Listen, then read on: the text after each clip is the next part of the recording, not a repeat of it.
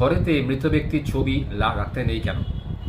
হিন্দু শাস্ত্র মতে বা বাস্তুতন্ত্র মতে যে ঘরেতে আপনি শোন বা শুতে যান, যে ঘরেতে ঠাকুরের মূর্তি রয়েছে, যে ঘরে রান্নাঘর রয়েছে, সেই ঘরেতে কোনোদিন মৃত ব্যক্তির ছবি টানিয়ে রাখবেন না। অথবা মৃত ব্যক্তির সামনে রোজ আপনি ঘটা করে যে খাবারগুলো আপনি খাচ্ছেন তাকে সাজিয়ে নৈবেদ্য সাজিয়ে দিচ্ছেন, এটা কোনোদিন করবেন না। এটা করলে কি হয়, আপনি প্রেতাত্মাকে বাড়িতে আহ্বান করছেন। এটা আপনার সংসারের জন্য, আপনার জীবনের জন্য একেবারেই অনুপযোগী বা একেবারেই শুভ নয়। প্রেতাত্মা মানে সে পৃথিবী ছেড়ে চলে গেছে, তাকে আপনি জোর করে বাড়িতে ডাকছেন। সে যদি ঠিকঠাক আপনি ডাকেন তাহলে কিন্তু সে আপনার পরিবারে এসে আপনাকে বিরক্ত করতে পারে। রাতে আপনার ঘুম নষ্ট হতে পারে, আপনার শরীর খারাপ হতে পারে, আপনি বিভিন্ন রকম কুচিন্তা মাথাতে আনতে পারেন, আপনার পরিবারের কোনো লোকের শরীর খারাপ হতে পারে, বয়োজ্যেষ্ঠ লোকের শরীর খারাপ করতে পারে। অতএব বাড়িতে, বিশেষত ঠাকুর ঘরে এবং শোবার ঘরে কখনোই কোনো মৃত ব্যক্তির ছবি রাখবেন না। মৃত ব্যক্তির ছবি মানে তাকে আমরা পৃথিবী থেকে বিদায় দিয়েছি, সে বিধাতার নিয়মে পৃথিবী ছেড়ে চলে গেছে, তাকে আর আহ্বান করা উচিত নয়। আপনি তার মৃত্যুর দিনে একটা মালা তার গলা দিতে পারে, কিন্তু তাকে আপনি আপনার সামনে রাখবেন না।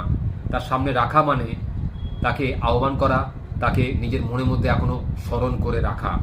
কারণ যাকে যেমন বেশি স্মরণ করবেন, সে কিন্তু বারবার আপনার প্রতি একটা টান অনুভব করবে এবং সে আবারও আপনার বাড়িতে আসতে পারে বা আপনার জীবনে আসতে পারে।